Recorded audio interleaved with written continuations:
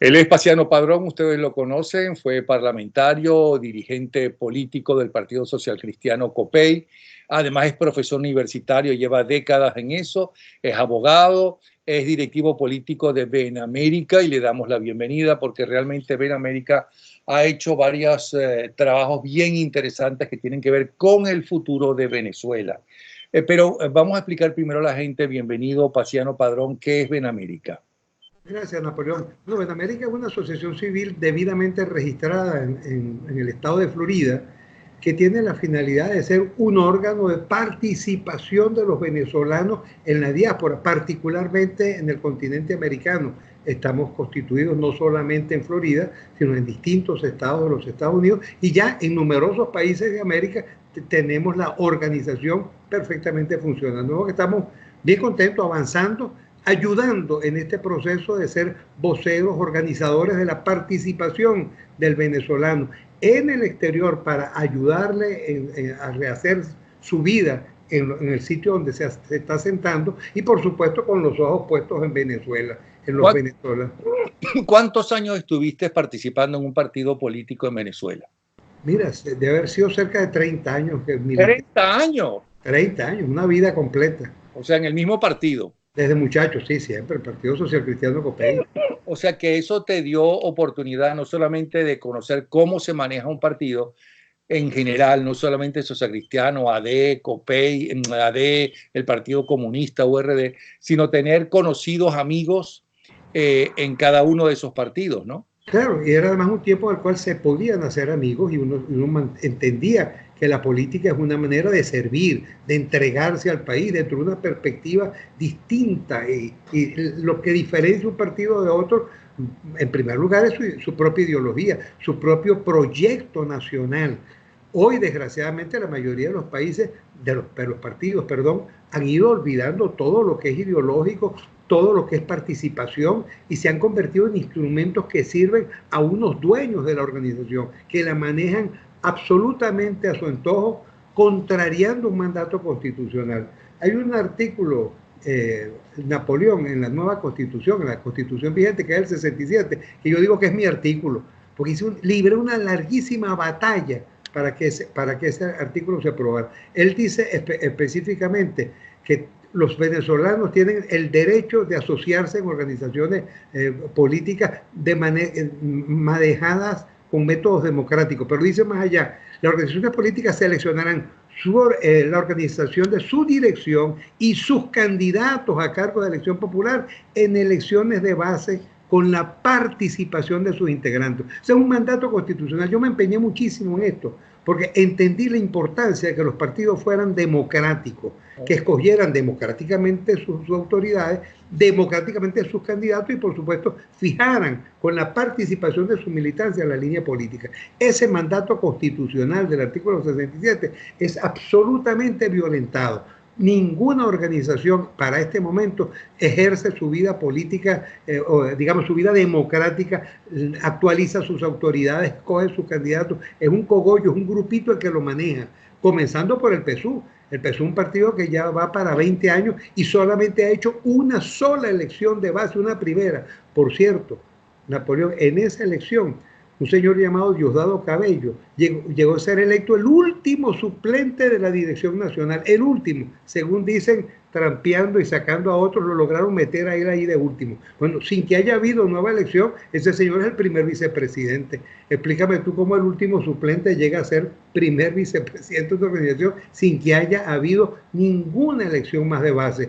Optaron por un camino de cooptación, de escogerse entre ellos mismos, por supuesto rompiendo y dejando de lado la democracia. Eso no es extraño en un partido absolutamente stalinista como es el PSUV, pero por supuesto que es algo que no lo celebro. Y no lo celebro que eso sea igual en las otras organizaciones. Pues desgraciadamente las organizaciones políticas hoy no son democráticas y en consecuencia no pueden sembrar democracia. Nadie da lo que no tiene. Si un partido no es democrático, ¿cómo puede sembrar democracia si no la practica en su propia organización? ¿Y cuándo los partidos políticos en Venezuela dejaron de ser democráticos? Es un proceso que se fue dando durante mucho tiempo de deterioro de la democracia interna y que en los últimos 20 años pues ha sido el abandono total y absoluto, más ahora pues con un proceso de persecución. Por supuesto que el principal responsable de esto es el régimen que impide que esos procesos puedan darse, optó además por un sistema de intervención desde el Tribunal Supremo. Entonces es el caso de Copey, víctima de ese proceso en donde por sentencia al tribunal designan autoridades, que es lo mismo que hicieron en el PPT y lo mismo que hicieron en el MAS. Hay numerosos partidos que han sido intervenidos, que son manejados por juntas directivas nombradas por el Tribunal Supremo, que está al servicio del régimen, al servicio de Maduro. Ahora, yo no sé si tenía razón allá por los años 70 el titular de primera página de portada del Times que decía Dios ha muerto, o como lo decía Nietzsche, Dios ha muerto. Pero lo que sí siento que murieron las ideologías, y al morir las ideologías, los partidos políticos que se basaban en ideologías, pues evidentemente están totalmente desfasados si siguen con esas ideologías que ya no existe, porque lo único que existe es el capitalismo.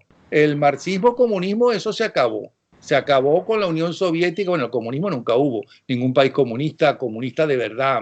Pero, ¿cómo se llama? Pero con la caída de la Unión Soviética se demostró que eso era un fracaso. Ahora los países todos son capitalistas. Unos son capitalismo salvaje, como es China, ¿no? Aunque gobierne el Partido Comunista como partido único, y otros se hacen llamar socialistas, que funcionan mucho mejor, los europeos, que evidentemente el socialismo del siglo XXI, que es un caos total. Pero ¿tú crees que estás de acuerdo conmigo en que esa apreciación de que ya esas ideologías que tuvieron tanta importancia y que hicieron tanto en el mundo entero, no solamente en Venezuela, ya no están vigentes? No, yo lo que pienso es que han sido puestas de lado y el pragmatismo ha comenzado a ser la orientación de la mayoría de las organizaciones. Los partidos de cuadro y los partidos ideológicos pasaron a ser ahora partidos de redes, partidos de un hombre, de un nombre que lleva y que empuja sin que la gente sepa exactamente a dónde va. Ahora, ciertamente que las ideologías siguen existiendo y hay una ideología como en la que yo milito y comulgo, que es la democracia cristiana, que sigue teniendo razón de ser, que, que centra en el hombre y en todo el hombre la razón de ser de la sociedad, y ella debe ponerse toda al servicio del hombre y de todos los hombres. Es una cosa, por supuesto, hermosa. A partir de allí se genera un programa. Un partido tiene que tener una concepción de país, un proyecto de país. De lo contrario, no podría ser un programa de gobierno, de concepción, porque un partido, recuerda tú, es una organización que tiene el objetivo fundamental de ejercer el poder o influenciar el poder. Si no ejerzo el poder, no soy partido político. No, sí, eres partido político si haces bien la tarea de influenciar desde la posición donde estés, influenciar para que desde el poder se haga total o parcialmente tu programa, el proyecto de país por el cual estás luchando. Ese es el objetivo del partido, y eso justifica entonces el que haya distintas posiciones frente a los problemas del país, distintas maneras de verlo, de focalizarlo. Desgraciadamente, te repito, el pragmatismo ha ido rompiendo este esquema, los partidos se han ido convirtiendo en instrumentos al servicio de amos, de señores que parecieran estar por encima de la militancia. Ahora, ¿para qué? Aparte de para organizarse en elecciones y tratar de llevar a sus candidatos al triunfo, ¿para qué otra cosa sirven los partidos políticos hoy en día? No, son herramientas fundamentales. No hay democracia sin partidos políticos. Yo no digo sin estos partidos que hoy tenemos. No, yo digo ahorita. En Venezuela no hay democracia y hay partidos políticos. Entonces, sí, pero ¿para qué sirven los partidos políticos hoy en día en la práctica? No, siguen siendo instrumentos fundamentales. Yo creo que lo que nos corresponde ahora, para poder ejercer el poder o influenciar el poder. Si no están en el poder, el único poder es el poder militar, Maduro, los militares y más nada. Ni siquiera el PSOE sirve para nada. ¿Y qué te parece si nos organizamos para llegar al poder? Si nos organizamos... Espérate, ya va. La pregunta es, no cómo deberían ser los partidos políticos o qué deberían ser los partidos. Ya te entiendo. Eso te lo voy a pedir después. En este momento, aparte de trabajar para conseguir votos, ¿para qué otra cosa sirven los partidos políticos? Es que fíjate, el partido político, volvamos otra vez a ver cuál es su rol dentro de la sociedad. Hoy, ahora, en este momento. Es que estamos hablando de un momento triste, de un momento lúgubre, de un momento en el cual, por desgracia, se bajó Santa María, se bajó la cortina, se apagó la luz. Y entonces aquí no hay democracia, ni hay partidos, ni hay un chorizo. Esto es simplemente estamos en un régimen absolutamente totalitario, con un partido más que estalinista. El PSUV es una cosa... Pero perdona, hay más partidos que nunca. Bueno, hay hasta 2 COPEI, con decirte eso. Exactamente. Dos o tres más y 2 o 3 cada uno de ellos, exactamente. Ahora, eso a mí definitivamente no me alegra, a mí me entristece tampoco. Porque estoy perfectamente consciente de que los partidos son factores fundamentales para la democracia. ¿Qué nos toca hoy? Fortalecer 2 cosas simultáneamente: la sociedad civil, la participación ciudadana a través de sus organizaciones y, por supuesto, como parte de ella, los partidos políticos, que no son un espécimen diferente, es igualmente la misma sociedad civil organizada. Y su organización se llaman partidos políticos que tienen una finalidad específicamente política y ya no, digamos, solamente social, como pudieran ser las otras organizaciones. Pero exactamente eso fue lo que dejaron de ser los partidos políticos, y por eso la gente se alejó de los partidos políticos, de ser organizaciones sociales, de ser organizaciones que ayudaban a la gente ¿cómo se llama?, a organizarse, a conseguir trabajo, hasta los velorios, a conseguirle dinero a la gente, para los velorios a la gente más humilde. ¿Me explico? Pero todo eso lo abandonaron los barrios, no solamente los partidos políticos, también casi todas las religiones lo abandonaron, los barrios. Y se quedaron entonces los narcotraficantes con el dinero del narcotráfico ayudando a mucha gente necesitada. Sí, ese ayudando, si quieres poner su par de comillas, pero es lo que hay. Es lo que hay. Y de hecho, efectivamente, tengo más de una historia de ayuda, entre comillas, de la gente del narcotráfico a quien lo pueda requerir para enterrar un muerto o para atender a un enfermo. Esas son cosas que efectivamente existen. Ahora, ¿qué nos corresponde hoy? Fíjate, tú haces el análisis y es absolutamente cierto. Crudo, brutal. Los partidos han desaparecido. No existen, ya no son partidos políticos. Ok, ya va. Es que yo quiero que el final sea, porque es bien interesante lo que ustedes en América plantean sobre cómo deben ser los partidos políticos de hoy. Pero antes vamos a hablar cómo son ahora los partidos políticos, qué es lo que hay que cambiar, ¿no? Porque esos partidos políticos son aparentemente, aunque en la práctica no tiene por qué ser así, los que plantean ciudadanos para ir, por ejemplo, a la Asamblea Nacional Constituyente, no para candidatos electorales, que parece ser, corrígeme si estoy equivocado, que tiene que ser postulado por un partido político ese candidato, cosa que me parece un horror y antidemocrático de paso. ¿Cómo se llama? Y de paso excluyente. Pero bueno. No, la legislación venezolana y la Constitución te permiten presentarte solo, sin un partido. Tienes que organizar un grupo de electores, claro. Presenta tu nombre, pero lo pueden hacer. Así es oído. Yo sé para qué sirve una organización religiosa, sea católico, evangelista, lo que sea. Yo sé para qué sirve un club deportivo. Yo sé para qué sirve, qué sé yo, cualquier tipo de organización, las asociaciones de vecinos, para qué sirven. Pero ¿para qué crees tú que debe servir un partido político? Porque yo creo que un partido político lo que debe agrupar sobre todo ahora que parece que estamos deshaciendo la globalización y cada uno va a pequeños segmentos que se parezcan a los intereses de uno en el mundo entero, que si ecologista, que si lesbianas, gay, no sé qué cuento, todo ese tipo de cosas. Y hacen sus propios partidos. Antes era, bueno, tú eras social cristiano, tú eras marxista, tú eras social demócrata. Eso va desapareciendo porque se va desintegrando. Ya no existe el bipartidismo. Ok.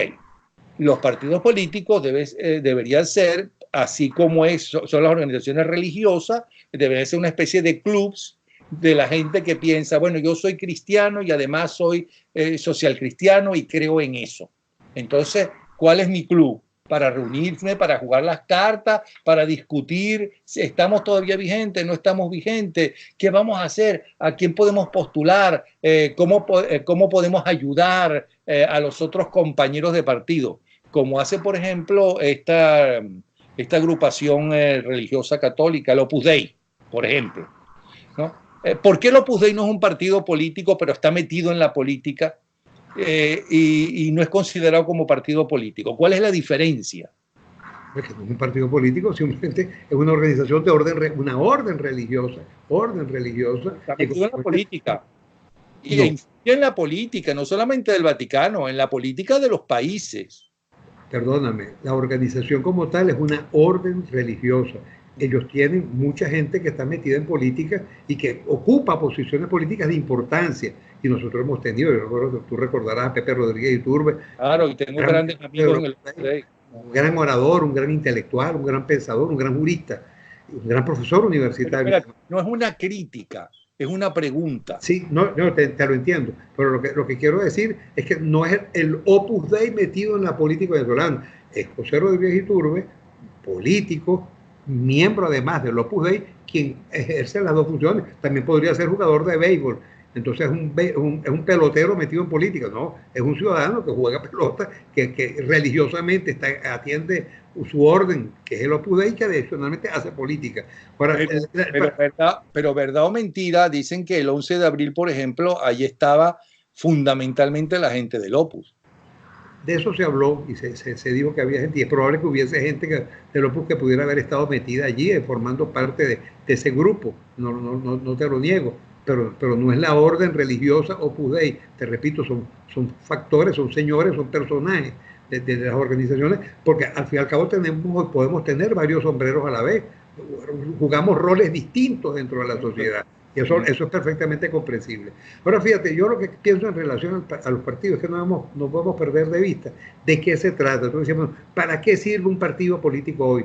No puede servir por una cosa distinta a aquella a la cual sirve un partido político en cualquier momento. Es un instrumento para la participación política que logra que gente que comparte una misma ideología o una misma visión del país, un mismo programa, somos ecologistas. Entonces nuestro problema es la ecología, es el ambiente, y eso es lo que nos inspira y nos mueve, y montamos un partido político inspirado en eso. Bueno, perfecto, y hay otros que lo hacen pensando en el sexo, en la igualdad que tenemos de ser como nos dé la gana desde el punto de vista sexual. O sea, crean su partido de gente que no ve fronteras en esa materia. Entonces, cada quien puede hacerlo de la manera que quiera. Eso es perfectamente legal, porque de lo que se trata, y digamos legítimo, porque de lo que se trata es de crear organizaciones para participar en la vida política, para ejercer el poder o influenciar el poder y cumplir un programa, un objetivo. Ahí está. La gente podrá entonces escoger entre una concepción y otra. El problema de hoy es que los partidos han ido perdiendo, desgraciadamente, por este marasmo, por esta caída de la democracia, han perdido su posibilidad de actuar. Es más, ya ni siquiera pueden reunirse libremente. Se les persigue, se les allana, sus inmunidades a sus representantes o parlamentarios, pues como sabemos, está en pico de Zamuro. Todo esto hace que estemos en esta situación crítica, pero no le cambia el rol al partido. ¿Qué debe hacer el partido? Tomar el poder. Está obligado a tomar el poder, está obligado a influenciar el poder, a ejercerlo para lograr su programa.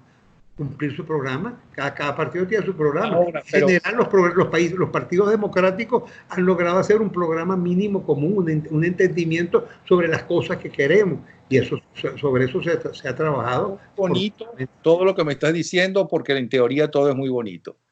Recuerdo que a finales de los 60 yo me quise inscribir en un partido político. Fui a una seccional, pedí los libros para comprar los libros, ni siquiera para que me los regalaran, para comprar, para antes de inscribirme saber sobre su ideología, y se rieron en mi cara. Y yo empecé a preguntarle a la gente, ¿por qué tú te metiste en AD? ¿Por qué tú te metiste en COPEI? ¿Por qué tú te metiste en URD? Entonces todos me decían, bueno, porque mi familia, casi todos eran mi familia, hasta que por fin un amigo dirigente medio del más importante partido político en ese momento, y muy conocido por cierto él, me dijo, ¿por qué es un negocio? ¿Cuándo la política empezó a ser un negocio o siempre fue un negocio en todas partes del mundo?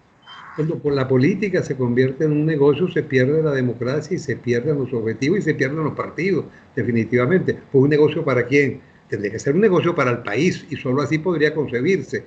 De otra manera eso no tendría sentido.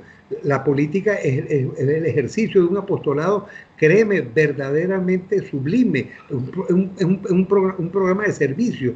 A lo mejor alguno que me esté escuchando se reirá y dirá, pues este bobo. No sé, pareces un cura que no conoce qué pasa en el Vaticano. No, pareces cura ya. No, lo que estoy es predicando lo que debe ser. Teoría, vamos en la práctica. ¿Qué es en este momento? En la práctica sabemos. Después que es bien interesante, todo esto es un preámbulo para lo que ustedes plantean que debe ser un partido político. Todo esto esta discusión que estoy teniendo contigo. Pero es un apostolado, sí, pero en la práctica no es ningún apostolado. No, en la práctica sabemos lo que es una desgracia, y por eso no podemos salir de acá, y tú no puedes entender, o no puedo entender yo tampoco, cómo es posible que estando el país en la situación que está, aquellos que han definido su campo democrático, que han decidido hacer de la democracia el camino para salir adelante, Carrizo, no sean capaces de poner actitudes personales o grupales y de verdad, enfrentar hacia adelante. Ojalá que lo puedan hacer y ojalá que ahora, cuando estamos en la perspectiva del año 20, el último del quinquenio de la actual Asamblea Nacional, sean capaces de hacerlo. Ahora me dice, analiza lo que hoy está, o el bojotón de fracciones que existen en la Asamblea. Lo que da es lástima, lo que da es vergüenza, lo que da es pena, pero esa es la realidad, eso es lo que tenemos, esos son los bueyes, con eso tenemos que ir adelante, y lo que tenemos que mejorar lo que está. Yo he dicho, ¿cómo podemos hacer? ¿Con qué vamos a ir adelante? En este último año no se puede perder, el último año de esta Asamblea Nacional. Se perdieron 4. Se han perdido 4, ciertamente que sí. ¿Por qué tú crees que en el último van a cambiar? Tenemos que exigirlo. Hoy mismo le enviamos un documento desde Benamérica a la Asamblea Nacional exigiéndole que este quinto año sea un año efectivamente de reganar la confianza del pueblo. Esa Asamblea ha tenido altibajos, momentos en los cuales los oídos del pueblo se han estado prestos a escucharle. Hay momentos en los cuales la sordera ha sido total y no les escucha. Tampoco la Asamblea escucha al pueblo. Hay momentos de divorcio, quizás en este momento estamos pasando uno de los periodos más difíciles, pero hay que hacer un cambio brutal a partir de los próximos días.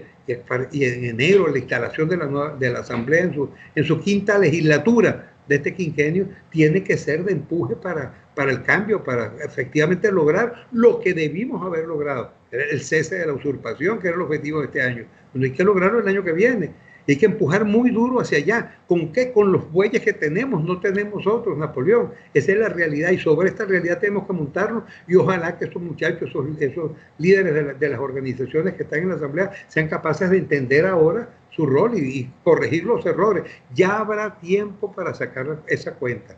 Yo les he dicho, esa cuenta y ese juicio que el pueblo tiene que hacerse sobre cada uno de sus diputados y cada una de esas organizaciones. Para eso hay tiempo. Hoy el momento no nos da para ponernos en esas exquisiteces. Hoy lo que hay que buscar que se unan efectivamente en un propósito y en una línea clara para ponerle ya el coto, el punto final a esta dictadura. Bueno, antes de preguntarte qué fue lo que hace ya un año ustedes le pidieron a la Asamblea Nacional y que no fueron escuchados, a lo mejor no tenían razón y tenían razón la Asamblea Nacional y no ustedes. Antes de conocer eso, tú conoces a la mayoría de los diputados que están allí, de los asambleístas, ahora se llama así, los asambleístas, o buena parte de ellos. ¿Hay alguna coherencia entre ellos? ¿Cuántos partidos hay ahí? ¿Y cuánta gente tiene un historial de buen servicio? Te confieso que no sé. Si tú me preguntas cuántas fracciones allí hay, no lo sé. No sé si tú tienes también un seguimiento de eso. Hemos visto surgir organizaciones. Hay algunos partidos tradicionales que sabemos que están ahí. AD, alguna gente de COPEI, del MAS, del Primero Justicia, de un Nuevo Tiempo, etcétera. Y hay otros que han ido creando organizaciones, fracciones, grupos parlamentarios para interactuar entre ellos. Y eso no suena mal cuando efectivamente forma parte de un proceso de participación y de conversación. Pero ¿por qué están allí? Porque supuestamente deberían estar trabajando exclusivamente así, ¿no? En el cese de la usurpación, que para eso fue aplaudido por más del 80% de la población cuando Guaidó lo dijo. Pero fíjate que no quisieron ni siquiera juramentar a Guaidó. Es una cosa anticonstitucional, que es una especie de gobierno colegiado o algo parecido. Entonces, por eso te pregunto, ¿quiénes son ellos que son los primeros que no respetan la Constitución? No, yo creo, no podríamos decir, el primero que no respeta la Constitución es Nicolás Maduro, y tú lo sabes igual que yo. Lo sabemos. Pero es que uno no está con Nicolás Maduro, uno no puede estar con un dictador y un asesino, pero uno sí está con los que se hacen llamar demócratas. Y tenemos todo el derecho de criticar y de exigir. Yo te concedo absoluto derecho, porque lo ejerzo yo también, ese derecho de criticar a nuestros representantes. Son nuestros representantes, son nuestros diputados. La esperanza está puesta en ellos, debe estar puesta en ellos. Yo no digo que estuvo, porque sigo teniendo esperanza de que puedan hacer lo que les corresponde hacer. ¿Por qué su objetivo principal no es ese?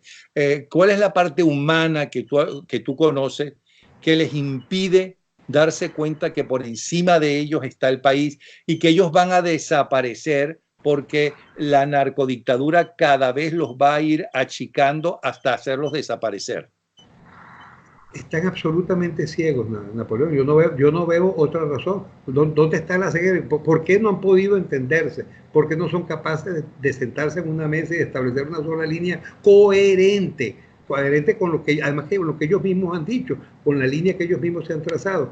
Desgraciadamente no ha sido así. Ahora, vamos a empujar. Yo creo que tenemos que exigirle, y esa exigencia a título personal. Hoy le enviamos una carta personal a cada uno de los diputados.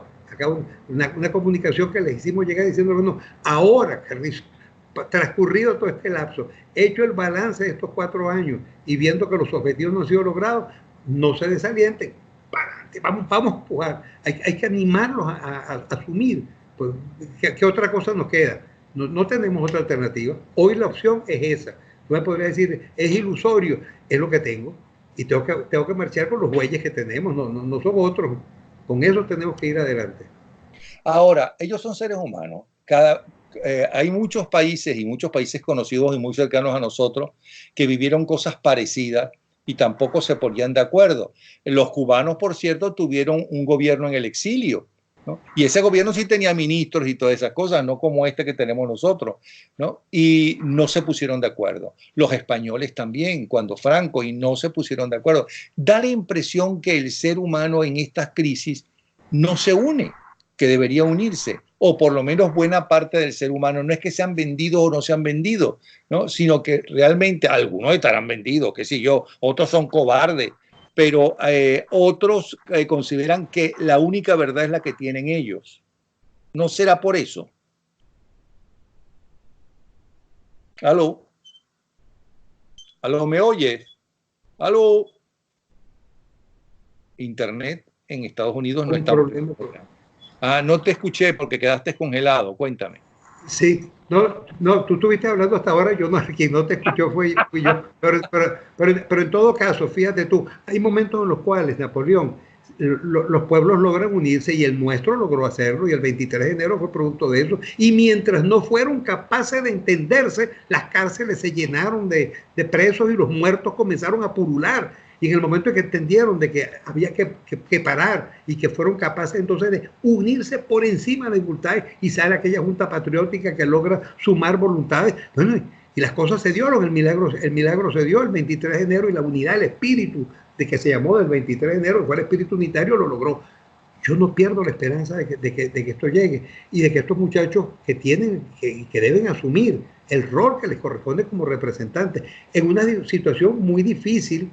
Nada fácil les ha tocado, pues el gobierno les ha intervenido, les ha ido allanando, les ha ido golpeando. Son muchachos que no reciben un solo centavo. Tienen acceso a la asamblea un día a la semana, los martes. Ellos no pueden sesionar el miércoles o el jueves o el viernes. No tienen secretaria, no tienen papel, no tienen internet, no tienen nada. O sea, son unos parlamentarios reducidos a poderse encontrar en la asamblea cada una vez a la semana. Esa es la realidad de ese Parlamento, que también hay que tomarla en cuenta. Claro. Y la mayoría de esos muchachos de clase media que ya no desapareció como clase, es una media clase. O sea que no tienen cómo trasladarse de tu estado hasta la ciudad, no tienen pagos de transporte, no los dejan montarse en aviones, aún teniendo dinero, no les dejan montarse en los aviones. Toda esta es una realidad con la cual están luchando. Estamos frente a una dictadura. Entonces, me cuesta golpearlos. A veces hay que como llamarles la atención y recordarles cuál es el objetivo. ¡Epa! Pónganse de acuerdo. El objetivo es salir de esta dictadura. El objetivo es el fin de la usurpación. Ojalá que sean capaces en este momento de sumar sus voluntades y de encontrar el camino. Yo no puedo sino formular, y me lo he escuchado ya 3 veces esta noche, o 4, y a lo mejor una vez más, porque ese es el camino, no veo otro. Ahora, hace un año ustedes le escribieron una carta a los asambleístas y ahora les acaban de recordar esa carta, y en aquella oportunidad le hacían varias proposiciones. ¿Cuáles eran esas proposiciones que aparentemente no se cumplieron? Sí, había lo del gobierno de transición, que para el momento no se había pensado en la figura que se terminó pensando y asumir la presidencia en la forma en que efectivamente lo hizo Guaidó, que estuvo muy bien. No estamos en desacuerdo con eso.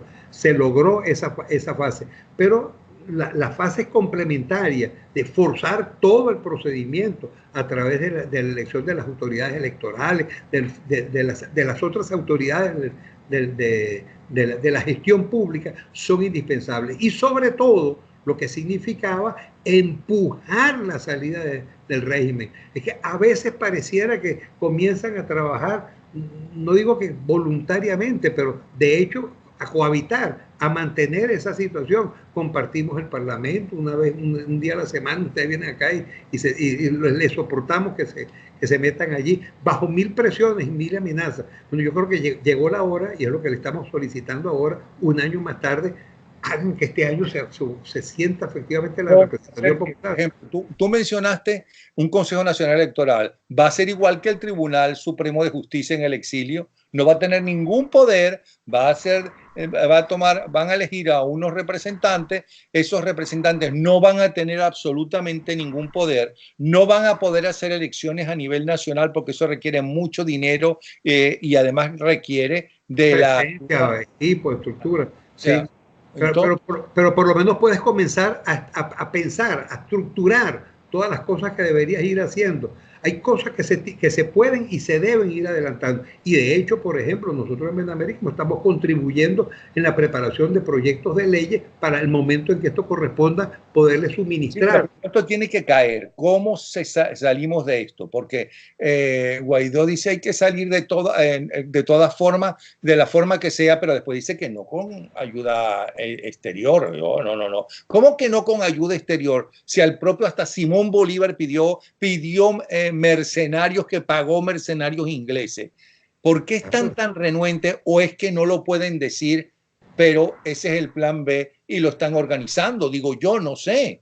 Yo espero que sí. Yo espero que efectivamente esté trabajando, porque definitivamente, además, Napoleón, si se tratara, y tú lo sabes igual que yo, si se tratara solo del señor Maduro, habría salido corriendo hace rato. Eso es un cobarde. Ese hombre no aguanta una presión. Está desesperado por irse. Si no se va, es porque sabe que es hombre muerto. Lo van a matar quienes usufructúan el poder.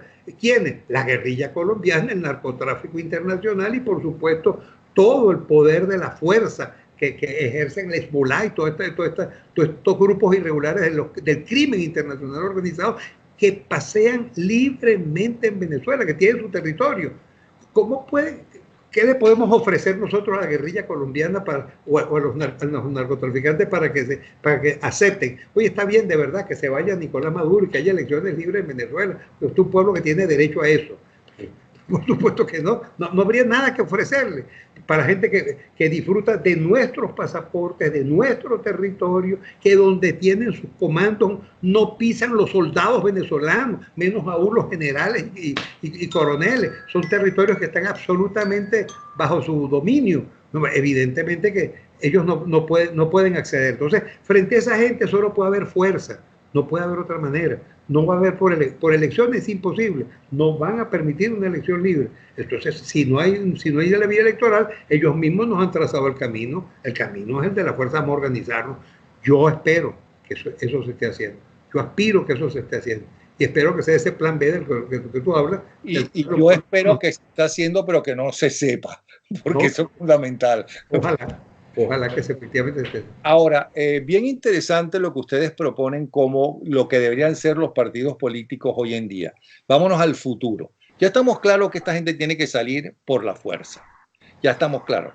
Pero, y no sé si tenemos una dirigencia idónea. Yo creo que estos jóvenes de ahora son mejores que la generación anterior, que es la generación que acabó con los partidos, porque no son estos jóvenes los que acabaron con los partidos. No son estos jóvenes los que sacaron, no solamente destituyeron a Carlos Andrés Pérez de la presidencia de la República, que creo que fue el primer golpe bien fuerte contra la democracia, y que lo votó, inclusive lo votaron del partido. No fueron estos jóvenes los que cuando Betancourt dijo hay que sacar a sombrerazos en el poliedro, a sombrerazos a los corruptos, quisieron sacarlo a él, por citarte el partido que ha hecho una revolución en Venezuela, como es Acción Democrática, que fue el partido más popular de Venezuela, que hizo una revolución educativa y una revolución de casas sociales y cosas de esas. Pero ese partido desapareció, eso no es lo de ahora. Y Copey no es el Copey de Caldera 1, ni mucho menos, ¿no? Estos muchachos para mí son mejores. ¿En qué crees tú que están fallando? En la inspiración. Yo creo que le falta fundamentalmente tener el objetivo claro de la inspiración mayor. Y esa inspiración mayor no puede ser otra que salir de la dictadura y entrar a la democracia. Y que entiendan que no hay nada que esté por encima de eso, absolutamente nada. Lo único que hoy ¿qué pueden hacer? Ellos están en Venezuela, están perseguidos, ¿no? ¿Qué pueden hacer?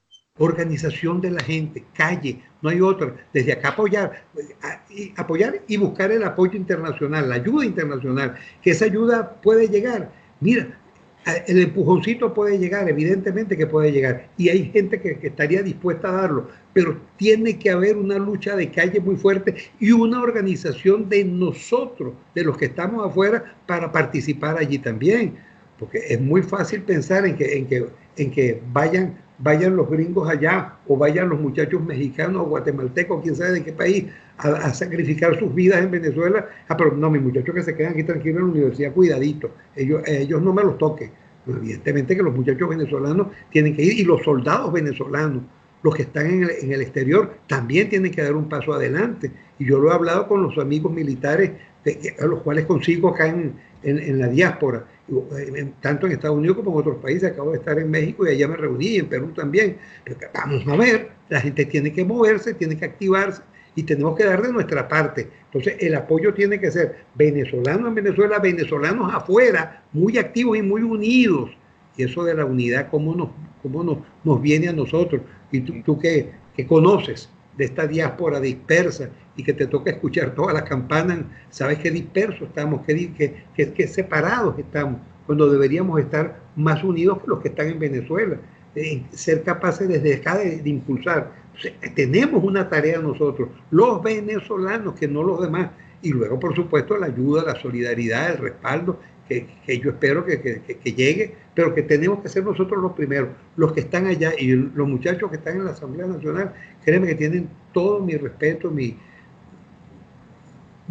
reconocimiento. Yo no sé si yo hubiera podido estar en un parlamento como ese, que es difícil. Nos tocó difícil en mi época, y nos batimos, y me la jugué, y nos la jugamos, porque no fui yo solo. Pero esta época es muchísimo más difícil. Muchísimo más difícil, inclusive cuando Pérez Jiménez y cuando Gómez. No. Pero muchísimo más difícil le corresponde a ellos enfrentarse a una dictadura. Una dictadura. Se trata de Hezbollah, de la FARC, el ELN, de los cubanos, de los rusos, de los chinos. Exacto, no se trata de Nicolás Maduro, se trata de cosas mucho más graves, de mucho más peso y mucho más difícil de poder mover. Ahora, ¿tú crees, como dice buena parte de la oposición y toda los fake news y del régimen, y todos los hackers del régimen, pero buena parte de la oposición, para mí honestamente y creyendo eso, que la mayoría está vendida. No, definitivamente no.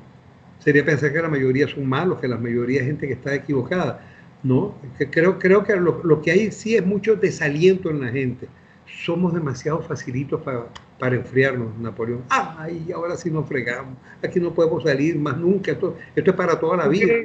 ¿Tú crees que Guaidó o Leopoldo López, por citarte dos, qué sé yo, Antonio Ledesma, ellos están haciéndole el juego a la dictadura? No, definitivamente no.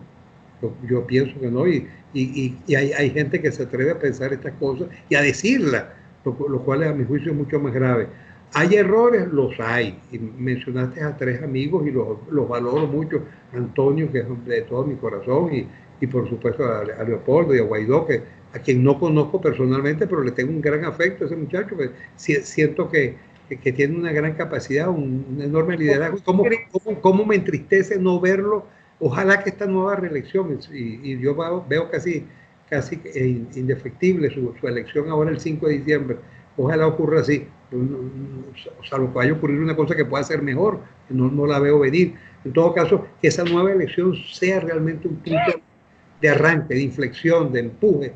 ¿Y por qué tú crees que la oposición es tan dura con el grupo a la cual no le pertenece o no se siente identificado? ¿Por qué es tan duro y no reconoce, por ejemplo, los años de sacrificio, de lucha y de prisión de Leopoldo López? O la lucha de María Corina Machado, porque los enemigos de María Corina son capaces de decir cualquier cosa, y una persona que debe ser respetada para empezar. O los enemigos de Antonio Ledesma. ¿Por qué crees que que en la oposición hay gente así? Hay tanta gente así y honestamente lo creen y honestamente los odian. Odian a esa gente. Sí, a veces por mezquindades y otras veces yo creo que es ceguera. Pues no reconocerle a un hombre como Antonio Ledesma sus luchas, sus esfuerzos, su valentía, o la valentía de María Corina, que ciertamente, concho, es para quitarse el sombrero la constancia de ella. De repente no tiene ella toda la amplitud y la mano derecha que requeriría para manejar y para abrir su juego y sumar más gente. Ok, convenimos, tampoco tiene todas las virtudes Guaidó, pero es un muchacho que sin duda se la ha jugado completa. Mira, tiendo a reconocer y a valorar inmensamente lo que ellos están haciendo, y creo que hay que estar en el pellejo de cada uno de ellos para valorar el esfuerzo realizado. Y quizás esta hora, este momento es un buen tiempo para renovar fe, renovar la confianza en Venezuela y en nosotros, en la lucha que podemos hacer y que lo que cada uno de nosotros debe dar, que nadie piense que no es con él. No, yo estoy acá, yo estoy afuera, pero mi tarea es sobrevivir yo. No, tú tienes una obligación humana y familiar de sobrevivir, pero tienes una obligación con el país. Tienes que arraigarte donde están, y esa es una tarea que debes realizar, pero otra tarea simultánea es la de mantener la lucha por Venezuela, por nuestra independencia, por nuestra democracia. Es que va a suceder lo mismo que sucedió con la llegada de Chávez Frías. Es decir, primero, un error garrafal de los partidos políticos en cuanto que no sabían a quién poner o no poner, además no escuchaban al pueblo. Yo no entiendo cómo especialmente AD en primer lugar y Copey en segundo lugar, porque AD era mucho más popular que Copey, vamos a estar claros. No escuchaban a la gente y no decían, bueno, pero ¿por qué salió el Caracazo? ¿Pero por qué este Chávez Frías, un desconocido, se alza y ese gentío, esa popularidad que de repente tiene? ¿En qué estamos fallando nosotros? ¿En qué estamos fallando? Esto por un lado. Y luego, cuando a la hora de la votación, ¿no?, la mayoría no fue a votar. Entonces, si tú estabas en contra de Chávez Frías, pero también en contra de Enrique Salas Romer, que era el gran candidato enfrentado a Chávez Frías, no, es que a última hora lo apoyaron a Dey Copey, yo no voy a votar entonces por él, ni voto por nadie. Entonces ganó Chávez. Y esa gente no se siente culpable absolutamente de nada. Los culpables son aquellas personas que votaron por Chávez. Entonces, los crímenes de Chávez y Maduro es culpa de los que votaron por Chávez. Entonces, yo tendría que decir que las torturas, los robos, la desorganización, la crisis que se produjo con los últimos gobiernos democráticos venezolanos, es culpa de los que votaron por ellos, y eso no es así. No, claro que no es culpa. Los dirigentes políticos son los responsables fundamentalmente de eso. ¿Para qué son políticos? ¿Me explico? Asumen una responsabilidad mayor que los demás, por supuesto. Claro. Hay algunos privilegios que tienen los políticos, como el asilo político, que es sin duda alguna un privilegio, una institución creada para proteger a quienes más riesgo corren, pero eso tiene que estar correspondido, por supuesto, con un trabajo y con un esfuerzo. ¿Qué ha habido allí? Ha habido errores de acción y errores de omisión, tú lo acabas de decir. En esta historia oscura, negra de Venezuela, en este periodo tremendo que nos ha tocado vivir, por supuesto que creo que todos tenemos nuestra parte. No se escapa Napoleón ni Paciano, que están ahorita conversando ante los amigos. Cada uno de nosotros tiene su propia cuota de responsabilidad y cada quien verá cuál es mayor o menor, o si le interesa entrar en esos análisis. Pero lo cierto es que unos pecaron en acción y otros en omisión, otros en no participar. Ahorita, en este momento, en esta hora, creo que es la hora de todos venezolanos bien pagados que tengan que hacer. Exactamente, para que no se repita la historia. Claro, por supuesto. Por supuesto, y tú me podrías decir, algunos tienen más responsabilidad que otros, por supuesto. Están los líderes políticos, están los diputados, ellos tienen una responsabilidad mayor. Pero tú te has dado cuenta, Paciano, tú que vienes de la política, que los líderes políticos no se sienten responsables, que los culpables son los empresarios, los medios de comunicación, el pueblo que es idiota y entonces se dejó engañar por los medios, que si eso fuera verdad, entonces ahora Maduro, que tiene todos los medios de comunicación a su favor, la gente debería estar embobada por, ¿cómo se llama?, por Maduro, y es todo lo contrario. Los únicos que no aceptan su responsabilidad son exactamente los principales responsables.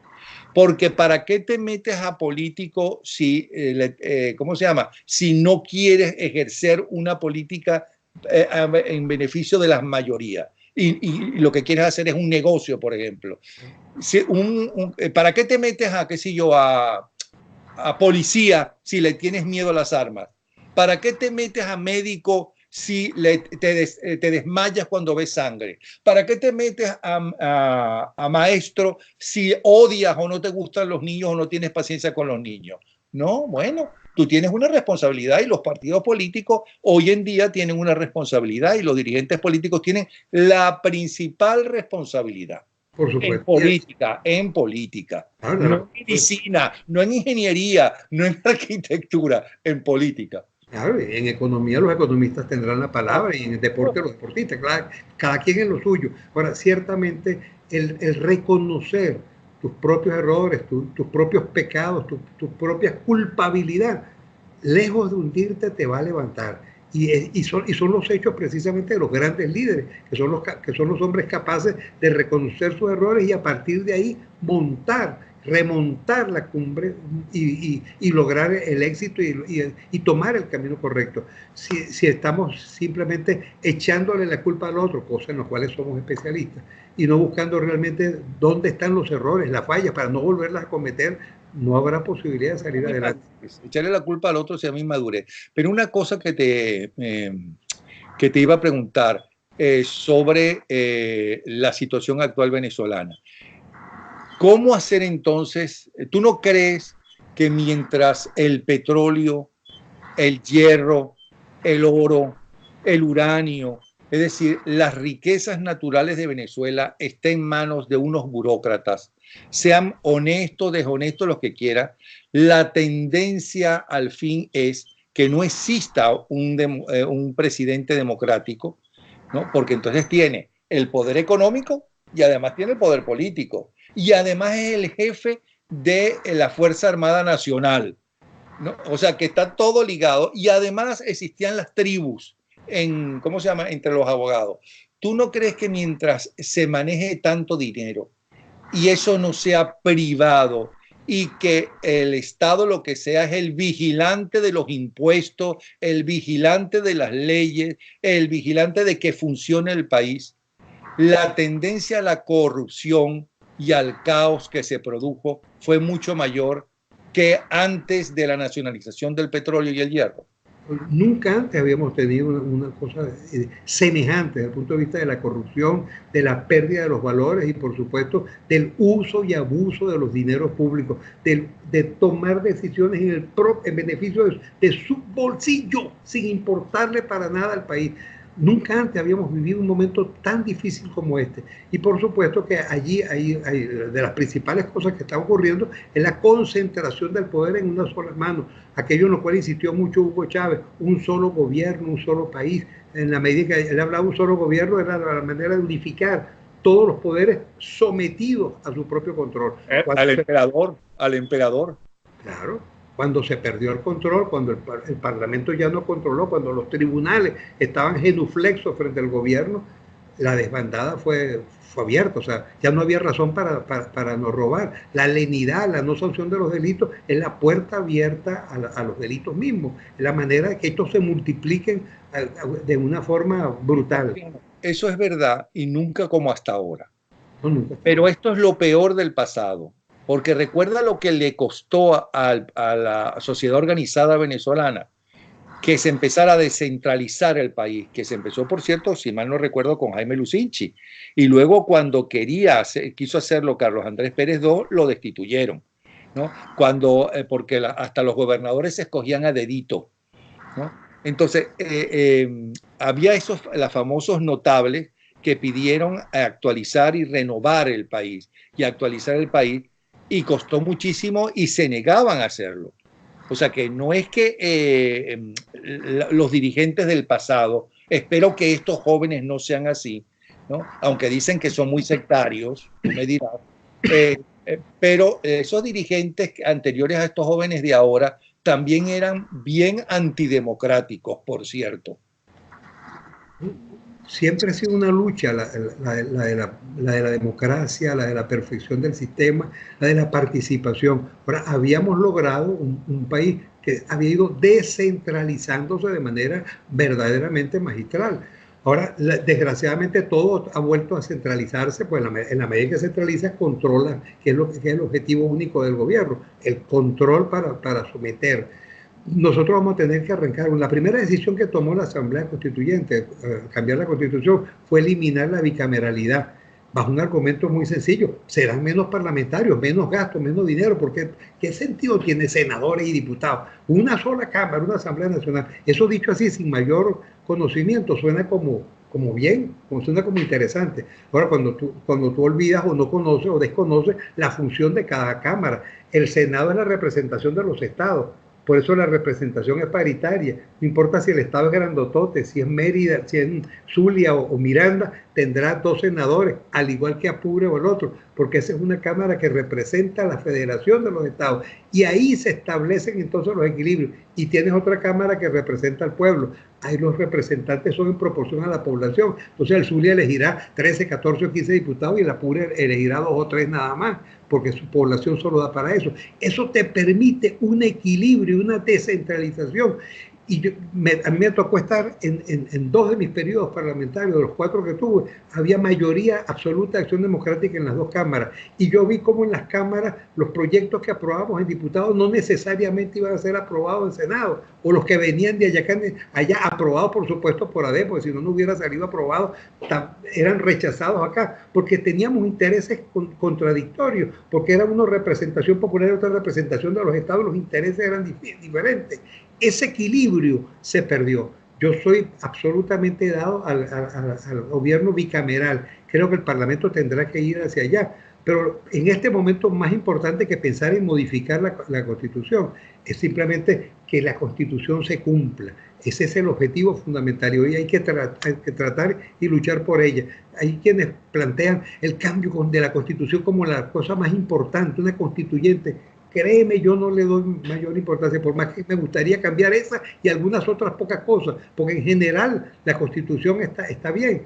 El problema es que simplemente no se cumple. Entonces, bueno, pero es que la constituyente es lo que está de moda entre todos los políticos de todas las ideologías aquí en América Latina y en Europa, en algunos gobiernos. Ahora bien, que se nos está pasando el tiempo. Todo esto lo hemos hablado y hablamos del presente, la crisis del presente, lo bueno, lo malo de los partidos políticos. Pero los partidos políticos también están en la misma crisis que está todo el mundo completo, porque hay una crisis, hay una gran revolución, una verdadera revolución tecnológica de Internet que está cambiando la información, que está cambiando al ser humano y que obviamente ha dejado atrás o en desuso o atrasado o descontinuado la calidad para mejorar los países de los partidos políticos. ¿Qué plantean ustedes frente a eso? Ustedes en América. Definitivamente hay que hacer tenemos que volcarnos todos los ciudadanos hacia la participación ciudadana, que es la de la organización, la sociedad civil organizada y los partidos como parte de ella. Yo creo que aquí no puede haber escrúpulos en decir que hay que ayudar a los partidos. No, hay que ayudar a los partidos porque ellos son base fundamental del sistema democrático. Ahora, ayudar a cambiar, porque la gente no quiere a los partidos tal y como están ahora. Entonces, a cambiar, ¿para hacer qué tipo de partido?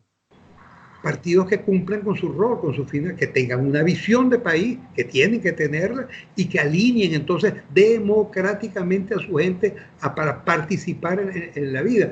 Los partidos que eran de cuadro, yo me tocó militar en partidos de cuadros militantes, hoy han ido siendo sustituidos por partidos de redes. Las redes han venido a sustituir en mucho ese trabajo. Por supuesto, eso no elimina el factor humano. El hombre sigue siendo el centro de la vida política y hay que tratar de rescatar esa participación y la democracia interna, por lo que te decía al final, al inicio, en palabras muy sencillas, pero muy ciertas. Nadie da lo que no tiene. Si los partidos son la base de la democracia y sin ellos no hay democracia, los partidos tienen que ser democráticos, porque nadie da lo que no tiene. Tienen entonces que sembrar esa democracia y hacer que efectivamente sean centros donde sean atendidos, los militantes sean respetados, donde la gente no se le ningunee y se les pase por encima. Ahora, ¿cómo puedes hacer con la revolución de las redes? Porque ahora todo es instantáneo, todo es mediático. Es más, ahora para editarte un libro, ¿no? Ya de nada vale que tú seas un buen o mal escritor. De nada vale eso. Lo primero que hacen las grandes editoriales, que están en crisis evidentemente, ¿no? Es ver cuántos seguidores tienes en Internet, en tu Twitter o en tu Facebook y demás. Si tienes X cantidad de seguidores, no importa que lo que escribas sea una porquería. Ellos saben que ellos tienen ahí un potencial, unos potenciales clientes. Puede ser una gran... Bueno, el Ulises de Joyce, imposible que se hubiese editado hoy en día. Absolutamente imposible. Entonces, ¿cómo hacer si los dirigentes políticos ahora no son dirigentes políticos de plaza? Tú no te vas a enterar de cómo piensa tu partido porque vas a ir cuando vaya el dirigente político a la Plaza de Toro, al nuevo circo, como iba Jovito Villalba, como iba Rómulo Betancourt, como iba Rafael Caldera, etcétera. No, ahora todos son redes, Twitter, y donde tú lees la verdad y la mentira. Y donde los propios dirigentes políticos, incluyendo los de la oposición, tienen sus hackers, ¿no? Para desprestigiar al otro. Nada nuevo, por cierto, porque a mí me contaba Oscar Llanes que él y Ramón J. Velázquez, si mal no recuerdo, eran los encargados de desprestigiar y echar cuentos contra Pérez Jiménez, que por aquella cosa de que iba con una motoneta detrás de las mujeres en la horchila, que eso era mentira, pero era para desprestigiar al tipo. Claro, ellos no tenían internet, ellos tienen que ser de boca a boca, pero ahora que cualquiera puede leer cualquier tipo de cosas, ¿cómo hace un partido político para planificar el futuro si nada se planifica el futuro porque todo cambia? No, por supuesto que no se trata de ir contra las redes son una realidad y llegaron para quedarse, transformarse y seguramente ser otra cosa luego, pero en todo caso detrás de ellas siempre siguen existiendo los cuadros humanos, los seres humanos, los dirigentes y militantes de las organizaciones que son los cuadros fundamentales para que la organización pueda funcionar. Tenemos que las redes, a mi juicio, tenemos que darle el valor que tienen, un peso fundamental, pero no pueden sustituir a los cuadros partidistas, no los deben sustituir, ni se recomienda hacer si estuviéramos en campaña electoral, menos aún en una fase como estamos ahora de crear un movimiento robusto, fuerte, capaz de tumbar la dictadura, de ponerle punto final a esta pesadilla para abrir un tiempo diferente, un tiempo de cambio. Porque las redes tenemos que irlas montando sobre la estructura de los cuadros y, por supuesto, entendiendo ese valor y esa fuerza inmensa que ellas tienen. De las redes no podemos despotricar ni tú ni yo, sería negar una realidad y un instrumento vital. Bueno, es que gracias a las redes ganó Barack Obama, por cierto, y que fue el primero que se habla desde el punto de vista histórico, que gana a través de las redes y cómo logró entenderla, pero también gracias a las redes gana Trump, ¿no? Sí. Y el apoyo de los rusos, aparentemente, y los hackers rusos contra la Hillary Clinton, que le llamaban ladrona y que la desprestigiaron por completo. Entonces, todo eso son las redes. Cuando John Fitzgerald Kennedy hacía sus vagabunderías en la Casa Blanca, ¿no? Nadie se enteró, nadie en el mundo entero se enteró porque no existían las redes. Existían unos medios de comunicación mucho más serios que tenían para sacar una información que comprobarla con tres fuentes diferentes, porque si no, de ir preso. Cualquier inventa cualquier cosa y cuanto más absurda sea, más se lo cree mucha gente. Entonces, ¿cómo vas tú a pelear con eso? No, esa es una realidad, y esa realidad tienen que marchar los partidos políticos, pero tiene que marchar toda la ciudadanía y las empresas y cualquier ciudadano.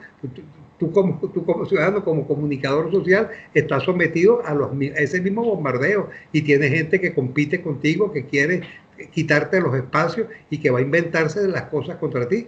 Y tú tienes que luchar ¿con qué? Con la verdad, con cuadros, con estructuras, con la gente, con tu equipo humano que está contigo y con esas mismas redes. Ellas son el instrumento, pues, además muy valioso para dar la pelea. Yo no estoy en contra de ella. Yo lamento sí que de repente los cuadros humanos hayan sido colocados muy de lado en este momento.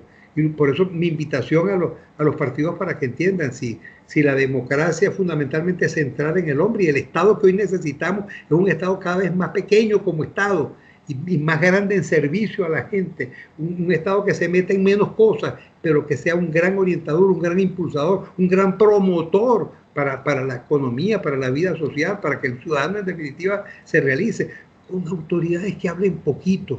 Yo creo que ahora no solamente la autoridad venezolana, vi anoche al señor Maduro que está inaugurando el edificio Humboldt, el Hotel Humboldt, y entonces hablando y mostrando él personalmente cada cosa.